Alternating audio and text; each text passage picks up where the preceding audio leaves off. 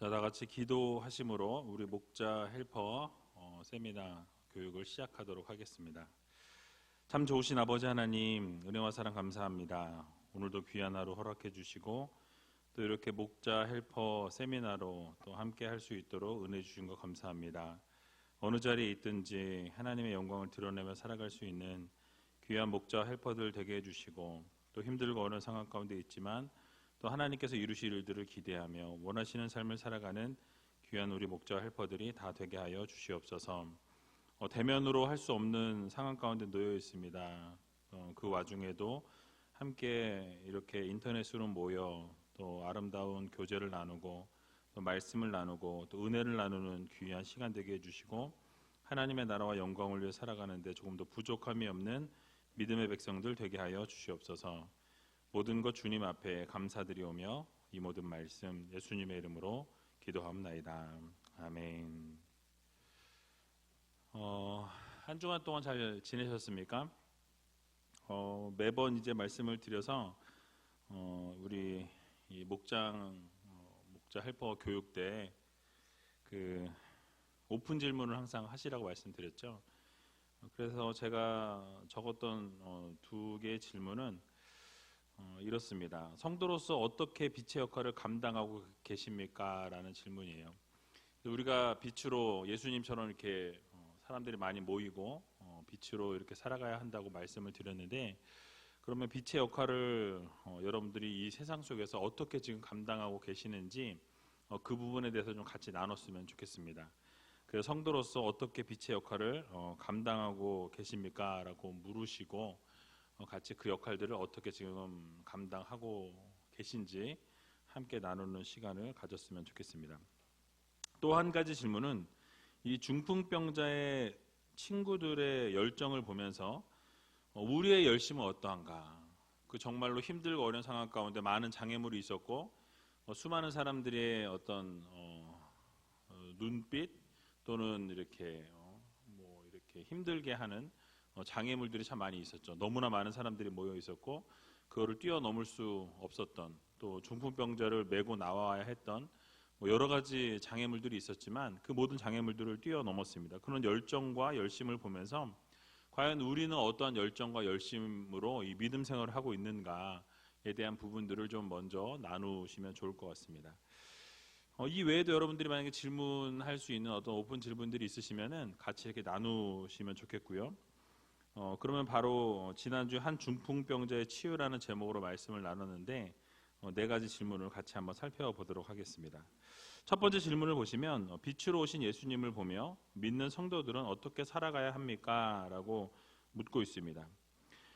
지난번에 1절을 우리 같이 읽었는데요. 1절을 보면 수일 후에 예수께서 다시 가버나움에 들어가시니 집에 계신 소문이 들린지라 라고 말씀합니다. 예수님께서 한 문둥병자를 고치셨죠. 그리고 나서 수많은 사람들에게 알려지게 되고 많은 사람들이 알게 되니까 예수님이 다니실 수도 없는 상황 가운데 놓이게 되었습니다. 그리고 다시는 동네에 들어가지도 못하시는 상황 가운데 계셨다가 이 사건 이후에 수일이 지나고 나서야 다시 가버나움으로 들어오시게 되죠. 가버나움으로 들어오셨다라는 그 소문이 바로 들리게 됐고요. 수많은 사람들이 그 집으로 다시 몰려들게 됩니다. 그 당시에 인터넷이 있었던 것도 아니고 핸드폰이 있었던 것도 아닌데 수많은 사람들이 몰려들었다라는 것은 누가 어떻게 알렸는지 알 수 없지만 이 주변에 사는 사람들이 주님이 오셨다는 것을 순식간에 알고 또 그것을 알려주게 되는 것이죠. 여러분, 이 사실을 우리가 보면서 생각해 볼 수 있는 원리는 바로 빛의 원리입니다. 빛이 언제나 드러나게 되어 있다라는 거죠. 예수님은 빛으로 오셨다고 본인이 말씀하셨고 빛으로 오셨기 때문에 어두움을 밝히는 곳곳마다 밝히 드러나는 사역을 감당하시게 됩니다. 요한복음 8장 12절을 보게 되면 예수께서 또 일러 가라사대 세상의 빛이니 나를 따르는 자는 어두움에 다니지 아니하고 생명의 빛을 얻으리라 라고 말씀하죠. 그러니까 주님께서 이 땅에 빛으로 오셨고 가시는 곳마다 이 빛의 역사와 빛의 기적을 일으키셨습니다. 여러분, 지난번 설교 때 말씀드린 것처럼 이 정전이 가정 가운데 일어난 적이 있으실 거예요. 그럴 때 우리는 어떻게 하죠? 저도 어렸을 때를 기억해 보면 어느 지정된 장소에다가 이 초와 양초와 또 이렇게 성냥을 항상 구비해 두었던, 또 아니면은 랜턴을 이렇게 구비해 두었던 생각이 납니다. 왜 그러냐면 빛이 비추게 되면 어둠은 물러가게 되어 있기 때문에 그렇죠. 그래서 빛이 비추면 어둠은 밝게 드러나게 되고 그 즉시로 물러가게 되는 것을 볼 수 있습니다. 그러니까 빛은 어떻게 보면 자신을 숨기려고 해도 숨길 수 없다라는 거죠. 은폐하려고 해도 자기 자신의 존재를 은폐할 수 없다라는 사실이에요. 그래서 마태복음 5장 14절에서 15절도 보면 너희는 세상의 빛이라 산 위에 있는 동네가 숨기지 못할 것이요 사람이 등불을 켜서 말 아래 두지 아니하고 등경 위에 두나니 이러므로 집안 모든 사람에게 비치느니라 라고 말씀합니다. 바로 빛으로 오신 예수님은 모든 사람에게 빛을 비추시는 의의 등불로 이 땅 가운데 오셨습니다. 주변에 있는 사람들이 그 빛을 보고 모이게 되고 따르게 되어 있다라는 사실이. 우리도 예수 그리스도를 믿는 성도로서 빛의 사명을 감당해야 합니다. 이것이 바로 우리의 정체성이요 이 땅 가운데 보내어진 목적이라는 것을 우리는 반드시 기억해야 할 것입니다. 우리가 나아가야 될 방향이라는 거죠. 예수님을 믿는 성도라면 우리의 삶 역시도 빛의 사명을 감당해야 하는 그런 사명을 우리에게 주셨습니다. 그래서 에베소서 5장 8절에서 9절에도 보면 너희가 전에는 어두움이더니 이제는 주 안에서 빛이라 빛의 자녀들처럼 행하라 빛의 열매는 모든 착함과 의로움과 진실함에 있느니라 라고 말씀합니다. 또 빌립보서 2장 15절에도 이는 너희가 흠이 없고 순전하여 어그러지고 거스리는 세대 가운데서 하나님의 흠없는 자녀로 세상에서 그들 가운데 빛들로 나타내며 라고 말씀하죠. 그러니까 여러분 결국 이 두 구절이 말씀하는 것은 우리가 성도이고 성도들은 곧 예수님과 동일하게 빛의 삶을 살아가야 한다라는 것을 우리들에게 말씀해 주고 있습니다. 그래서 여러분 우리는 어둠의 자녀였지만 이제 빛의 자녀로 우리를 부르셨어요. 하나님의 백성으로 삼아 주셨습니다. 그래서 이제는 흠이 없는 자녀로 이 세상의 빛으로 빛을 비추며 살아가는 성도가 되어야 할 것입니다. 그래서 빛의 열매는 착함과 의로움과 진실함이라고 말씀한 것처럼 이 세상에서 우리가 살아가면서 착함의 열매, 또 의로움의 열매, 또 이런 진실함의 열매들을 맺으며 살아가야 한다라는 것을 기억하면서 여러분 이번 한 주간 살아가실 때 정말 빛의 모습으로 빛의 자녀로 살아갈 수 있는 저와 여러분들이 다 되시길 주님의 이름으로 간절히 축원을 드립니다. 두 번째 질문을 보시면요. 예수께서 계신 곳에 사람들이 모여드는 것을 보며 교회는 어떤 모습을 보여야 합니까? 라고 묻고 있습니다. 자, 오늘 2절을 보게 되니까요. 많은 사람이 모여서 문 앞에라도 용신할 수 없게 되었는데 예수께서 저희에게 도를 말씀하시더니 라고 말씀합니다. 그러니까 너무나 많은 사람들이 모여서 이 문 앞에서 용신할 수 없었다라고 말씀하는데요. 이 용신할 수 없었다라는 것은 지난번에도 말씀드렸지만 이 무릎과 무릎이 닿아서 전혀 꼼짝달싹할 수 없는, 움직일 수 없는 그런 상황이라는 것을 말씀합니다. 그러니까 너무나 많은 사람들이 완전히 패킹이 꽉 되어가지고 뭐 전철을 타거나 지하철을 그러니까 뭐 버스를 타거나 했을 때 꽉 사람들이 차 있어서 움직일 수 없는 뭐 그런 상황에 가깝다라고 보시면 되겠습니다. 그래서 여기에 있는 것을 우리가 생각해 볼 때 교훈 하나를 얻을 수 있는 것이 뭐냐면 예수님께서 가는 곳마다 부흥의 역사가 일어나고 수많은 사람들이 따라오는 것을 보게 되죠. 그러니까 교회도 바로 예수님을 소개하고 예수님의 교회를 통해서 드러나고 역사하시고 기적을 베푸실 때 결국 교회는 부흥하게 된다라는 것을 우리는 여기서 볼 수 있습니다. 그래서 교회 안에 예수 그리스도께서 소개되어지고 교회를 통해서 믿지 않는 자들에게 예수 그리스도가 증거되어질 때에 놀라운 기적 역사가 일어난다는 것이죠. 그래서 우리가 교회를 통해서 예수님을 만나게 하는 통로가 되어야 하는 것입니다. 예수님을 만나는 그 통로가 될 수 있는 것이 예수님께서 가르치셨던 말씀을 가르치고 기적과 또는 죄를 용서하셨던 그 생명을 주시기까지 사랑하신 그 사랑, 또 영원한 생명을 우리들에게 주시기 위해서 십자가 달려 죽으셨던 그 은혜, 이런 부분들을 소개하고 우리가 전해야 한다라는 것이죠. 근데 여러분 요즘에 교회는 어떻습니까? 어떤 외형이나 보여지는 모습들을 많이 이야기합니다. 규모를 얘기하거나 교회 내 숫자를 이야기한다든지 어떤 환경에 있는 부분들, 보여지는 어떤 배경들을 먼저 소개하게 되죠. 그러나 우리가 잊지 말아야 될 것은 무엇이냐면 바로 이 교회의 머리 되신 분은 예수 그리스도이시다라는 거죠. 그래서 우리 교회를 소개할 때 우리는 다른 무엇보다도 예수님을 소개해야 됩니다. 바로 우리의 구원자 되시고 우리의 생명의 근원이 되시는 주님을 소개하고 주님에 대해서 이야기하게 될 때 결국 예수님을 만나기 위해서 수많은 영혼들이 몰려오는 것과 동일하게 교회에도 부흥과 성장을 이루기 위해서는 예수님이 잘 소개되어지는, 예수님의 말씀이 그대로 선포되어지는 그런 것들이 필요하다라는 것이죠. 그래서 여러분 우리가 예수님을 만나기 위해서 수많은 사람들이 몰려왔던 것처럼 우리도 예수님을 우리 교회에서 예수님을 잘 소개하고 또 예수님을 인격적으로 만날 수 있는 교회가 되기 위해서 최선을 다하는 성도들이 될 때에 결국 입에서 입으로 전해지는 것도 중요하지만 여러분들의 삶으로 예수 그리스도의 어떤 향기와 예수 그리스도의 편지로서의 삶을 살아가게 되면 결국 그것을 통해서 우리 교회는 부흥하게 되고 성장하게 된다라는 것을 여러분 모두 기억하셨으면 좋겠습니다. 그래서 우리 교회를 통해서 예수 그리스도의 말씀이 퍼져나가게 되고 예수 그리스도의 놀라우신 사랑과 은혜가 이 교회를 통해서 여러 성도님들을 통해서 전달되어지게 되면 결국 부흥의 역사가 일어난다라는 것을 기억하면서 이번 한 주간 살아갈 때 우리가 그렇게 예수 그리스도를 증거하며 살아갈 수 있는 여러분들이 다 되시길 주님의 이름으로 간절히 축원을 드립니다. 자, 세 번째 질문 보시면요. 중풍병자를 예수님께 데려가기 위한 노력을 보면서 우리는 무엇을 깨달을 수 있습니까? 라고 묻고 있죠. 여러분 중풍병자를 메고 나온 네 사람이 있었죠. 오늘 3절과 4절을 보게 되니까 사람들이 한 중풍병자를 네 사람에게 메워가지고 예수께로 올세 무리를 인하여 예수께 데려갈 수 없으므로 그 계신 곳에 지붕을 뜯어 구멍을 내고 중풍병자의 누운 상을 달아내리니 라고 말씀하고 있습니다. 그러니까 네 사람이 메고 나온 것을 보면 이 중풍병자는 전신이 마비되어 있었던 그런 사람으로 우리가 추측해 볼 수 있습니다. 그런데 놀라운 것은 예수님 앞에 나갈 수 없게 이 수많은 사람들의 장벽이 이루어지고 이 장애물로 등장하게 될 때 이들이 어떻게 했습니까? 바로 지혜를 짜내서 지붕으로 올라갔다라는 거예요.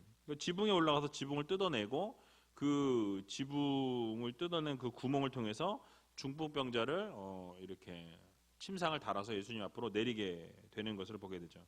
아주 열정과 열심을 가지고 있었던 것을 우리는 보게 됩니다. 그러니까 어떻게 보면 이 병을 고치는 것도 중요하지만 사실은 남의 집을 어떻게 뜯어낼 수 있냐라는 거예요.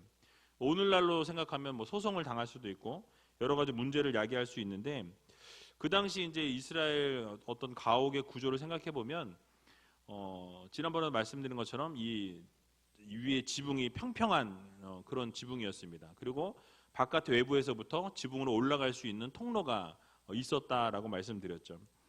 그랬던 이유는 당시 서민들은 그 지붕 위에서 또 하나의 생활 공간으로 사용하기 위해서 그렇게 집을 지었습니다.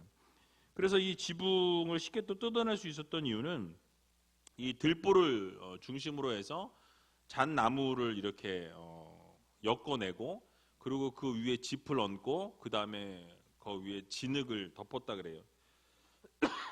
그래서 이것을 이제 마음만 먹으면 얼마든지 뜯어낼 수 있는 그런 상황이었습니다.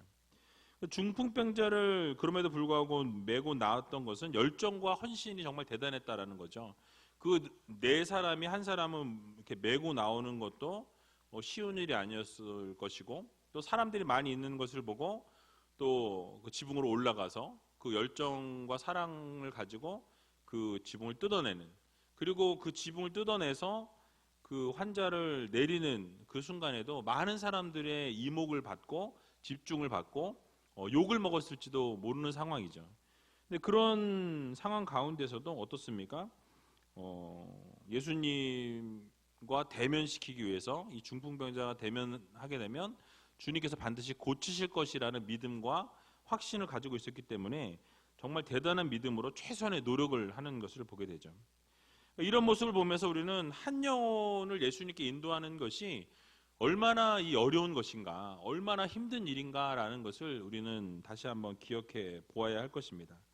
예수님 앞에 나오는데 너무나 많은 장애물들이 있었죠. 힘들게 메고 나와야 했었고, 또 그곳에서 사람이 너무나 많아서 지붕으로 올라가야 됐고, 또 지붕을 뜯어내야 했고, 많은 사람들의 눈총을 피해서 또 눈총을 뛰어넘어서 믿음으로 주님 앞에 가게 되면 해결될 것이라는 이 믿음을 가지고 이 모든 일들을 했다라는 것입니다. 그래서 이 모든 장애물을 뛰어넘어야만 예수님 앞에 나올 수 있다는 것을 우리가 깨닫게 되는 것이죠. 여러분, 이 사실 우리의 힘으로는요 주님 앞에 나올 수가 없습니다. 이 중풍병자 역시 무거운 죄의 짐을 가지고 혼자 나올 수 없었던 것처럼 이 믿지 않는 자들이 예수님 앞에 스스로 나오기는 어렵다라는 거죠.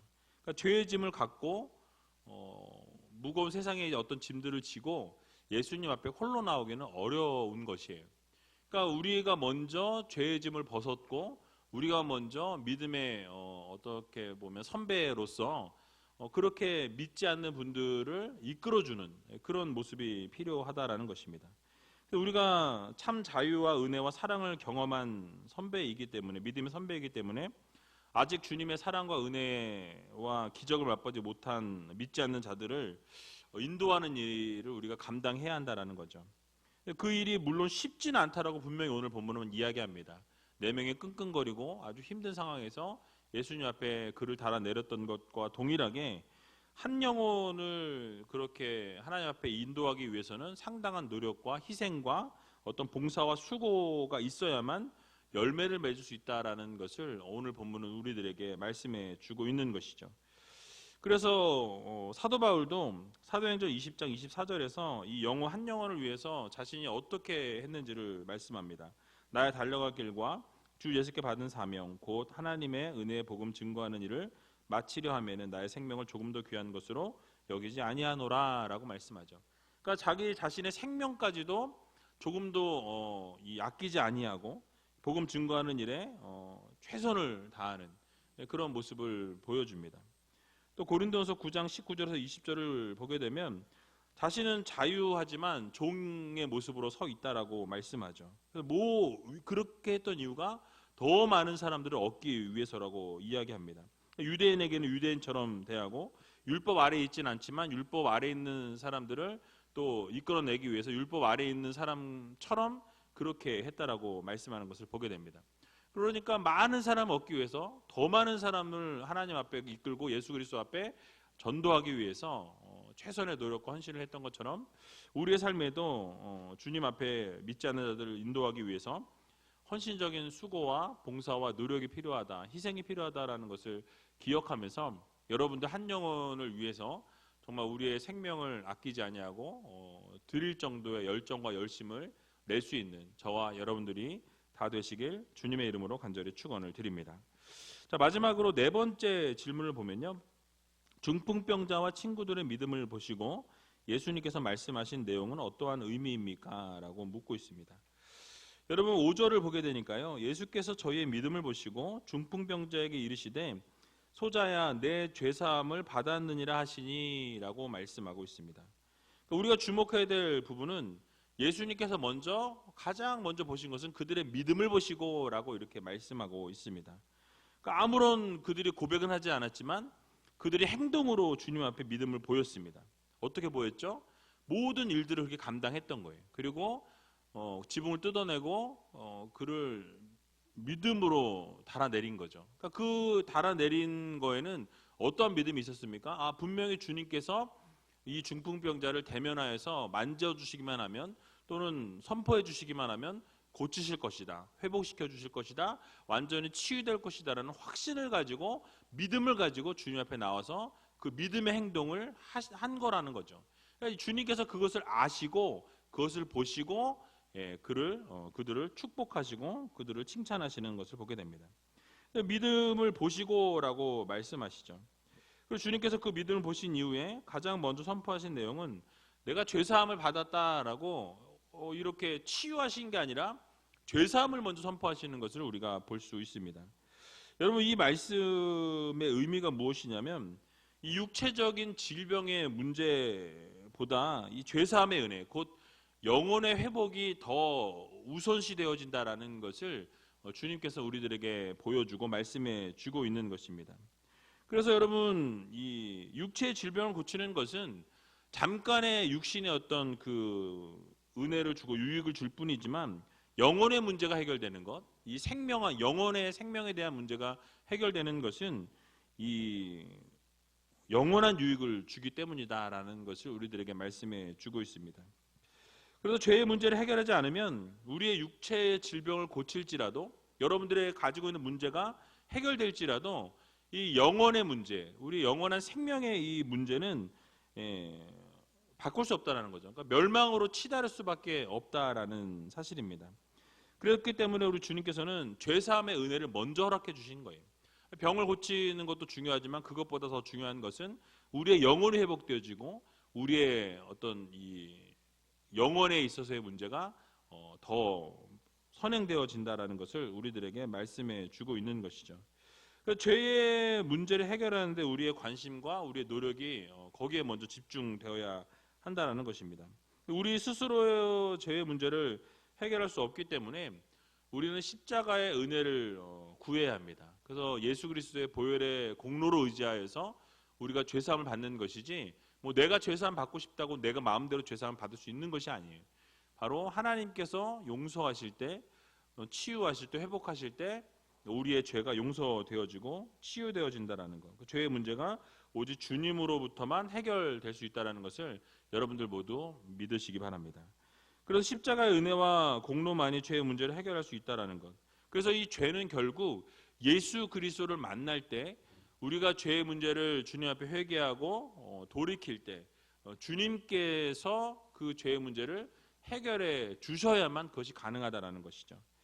그래서 요한복음 8장 36절을 보게 되면 그러므로 아들이 너희를 자유케 하면 너희가 참으로 자유하리라 라고 말씀하고 있는 것을 보게 됩니다. 그러니까 여러분, 이 죄의 문제는요, 우리가 어떻게 할 수 있는 것이 아니에요. 바로 우리 주님께서 예수 그리스도의 보혈을 의지할 때, 그 십자가의 공로를 우리가 믿고 나아갈 때, 그리고 우리 죄의 문제를 하나님 앞에 맡길 때, 그때 해결을 받을 수 있다라는 것을 여러분 모두 기억하시면서 우리가 이번 한 주간 살아갈 때 우리의 문제를 주님을 만나는 그 순간 해결받을 수 있다. 또 성령을 받는 그 순간 우리의 문제가 해결되어지고, 또 하나님께서 우리를 용서해 주셔야만 죄사함의 은혜를 받을 수 있다라는 이 사실을 기억하면서 온전히 주님을 믿고 또 주님께 내어 맡기고 이 죄의 문제를 해결받음으로 참 자유를 맛볼 수 있는, 또 참 행복을 맛볼 수 있는 저와 여러분들이 다 되시길 주님의 이름으로 간절히 축원을 드립니다. 우리 기도하도록 하겠습니다. 참 좋으신 아버지 하나님, 은혜와 사랑 감사합니다. 오늘도 귀한 하루 허락해 주시고 이렇게 어려운 중에도 힘든 중에도 또 이렇게 인터넷으로 함께 교육을 하고 또 말씀을 들을 수 있도록 은혜 주신 것 감사합니다. 하나님, 우리의 삶에 정말 빛의 삶을 살게 해주시고 또 주님께서 살아가셨던 것처럼 세상 가운데서 빛과 소금의 역할을 감당할 수 있는 믿음의 자녀들이 다 될 수 있도록 하나님께서 도와주시옵소서. 특별히 우리의 삶이 정말 하나님이 기뻐하시는 삶을 살아가기를 소원합니다. 특별히 예수 그리스도를 증거하는 삶을 살게 해주시고 한 영혼을 위해서 우리의 생명을 아끼지 아니하고 던질 수 있는 믿음의 성도들 되게 해주시며, 또 하나님의 나라와 영광을 위해 살아갈 때 조금 더 부족함이 없는 하나님의 귀한 백성들 되게 하여 주시옵소서. 특별히 우리 목자와 헬퍼들 기억해 주시고 건강을 책임져 주시고 맡겨진 사명 죽기까지 충성할 수 있도록 도와주시고, 또 귀한 목원들 위해 기도할 때마다 엎드릴 때마다 모든 기도가 하나님의 뜻 가운데 다 이루어지고 형통의 삶을 살아가는 목자와 헬퍼들이 다 되게 하여 주시옵소서. 또 비대면으로 모이는 상황 가운데 있지만 그 가운데서도 하나님께서 은혜 주시고 또 성령 주시고 말씀 주시고 도전하여 주셔서 우리의 삶이 온전히 주님 앞에 드려지는 귀한 삶이 될 수 있도록 주님께서 역사하여 주시옵소서.